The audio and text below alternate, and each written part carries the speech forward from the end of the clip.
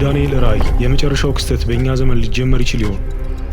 ትክክለኛነቱ እጅግ ከሚያስደነግጠው አደገኛ ከሆነው ትንቢት እንጀምር። ይህ ትንቢት ኢየሱስ በምድር የሚመላለስበትን ትክክለኛ ዓመትና ዓለም እስትንፋሷን የምትይዝበትን ቅጽበት ያሳያል።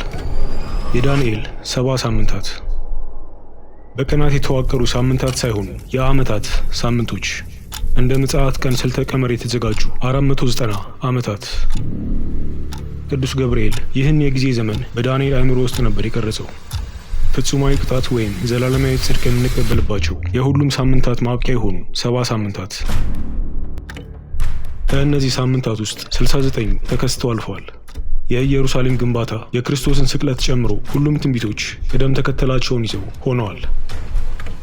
በትንቢቱ ውስጥ ግን ጥቁር ጉድጓድ ይታያል። የጊዜ ክፍተት። 70ኛው ሳምንት የት አለ? አንዳንዶች ተምሳሌት ነው ብለው ቢናገሩ ስህተት ነው። ዳንኤል በቀጥታ እንጂ ምሳሌዎችን አልተናገረም። 70ኛው ሳምንት ተምሳሌት ሳይሆን ቀነ ገደብ ነው። ገዢዎች በዘውድ ሳይሆን በቃል ኪዳን የሚነግሱበት፣ የሚፈርስና ሚሊዮኖችን ይዞ የሚጠፋ የሰላም ስምምነት፣ የመጨረሻው ዑደት የሆነው 7 ዓመት።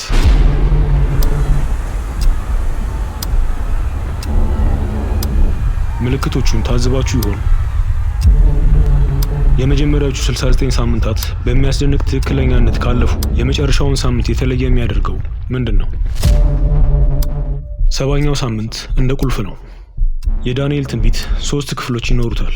የመጀመሪያዎቹ 7 ሳምንታት ከግዞቱ በኋላ እስከ ኢየሩሳሌም ግንባታ ያሉት 49 ዓመታት ናቸው።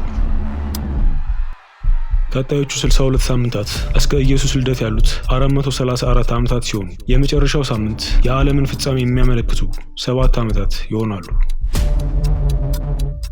ሁኔታዎች የሚጨልሙት እዚህ ጋር ይሆናል። ምክንያቱም አሁን የምንገኘው በ69ኛውና በ70ኛው ሳምንት መሃል በመሆኑ የመጨረሻዎቹ 7 ዓመታት በማንኛውም ቅጽበት ሊጀመሩ ይችላሉ። እነዚህ የምጽአት ቀን ምልክቶች ብቅ ማለት መጀመራቸውን ብነግራችሁስ?